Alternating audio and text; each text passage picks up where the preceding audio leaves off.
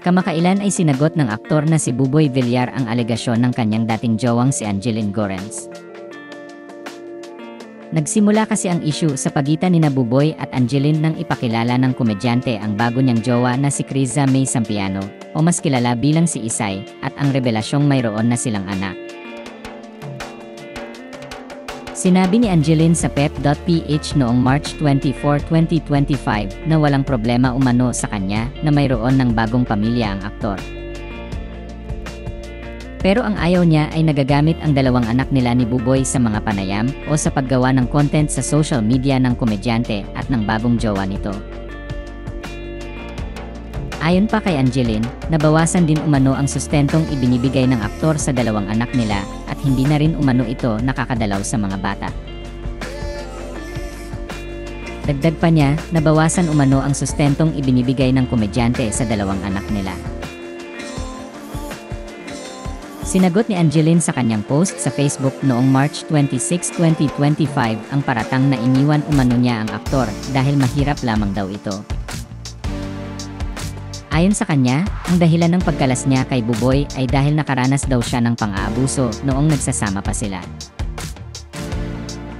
Dagdag pa niya, sinasaktan at minumura raw siya nito noon.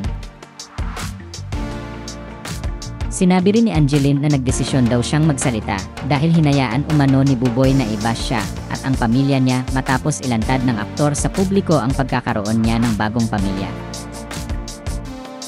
Ayon pa sa kanya, pinagsabihan daw niya ang komedyante na huwag gamitin ang mga anak nila sa vlogs nito.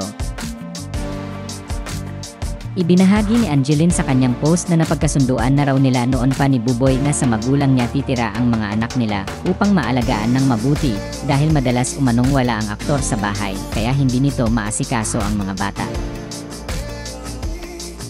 Pagdating naman sa sustento ni Buboy sa mga anak nila, sinabi ni Angeline na hindi raw siya nagreklamo kahit halos 2 taon na umanong hindi nakapagbibigay ng financial support ang aktor sa dalawang anak nila.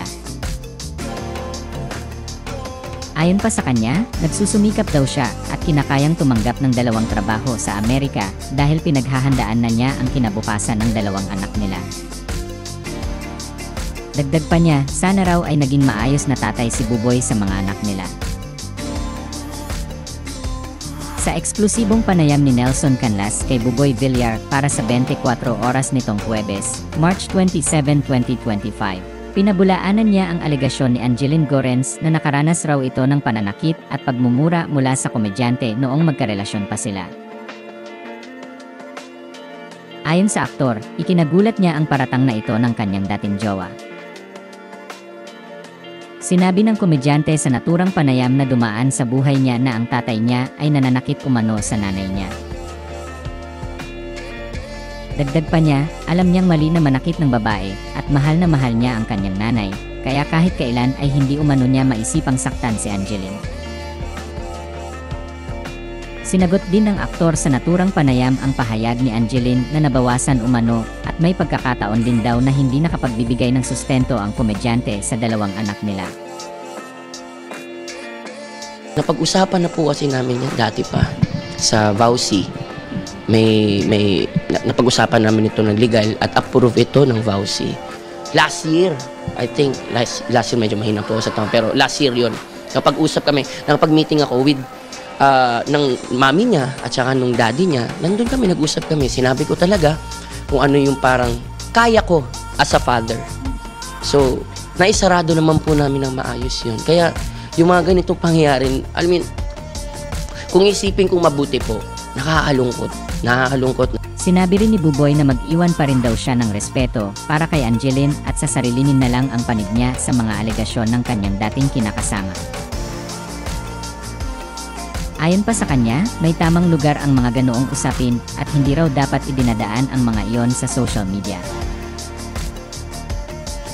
Binanggit naman ni Buboy sa naturang panayam na nakipag-usap na raw siya sa ina ni Angeline tungkol sa isyong kinasasangkutan nila. Sa huling bahagi ng ulat sa 24 Oras ay nagbigay ng mensahe si Buboy para kay Angeline. Siguro yung sinasabi po ng utak ko ngayon at damdamin, parang kailangan ko muna siguro magpakalma muna. Ikalma ko talaga yung sarili ko. Kasi, parang kailangan ko kumapit muna siguro sa proseso na ito. Kailangan kong yakapin yung sakit at bitawan later on. At andun pa rin naman po yung magpatawad. Baka hindi naman po ako ganong klaseng tao na yung sinasabi ng iba na sana iayon naman daw sa mukha. Ay, sana iayon naman daw sa ugali.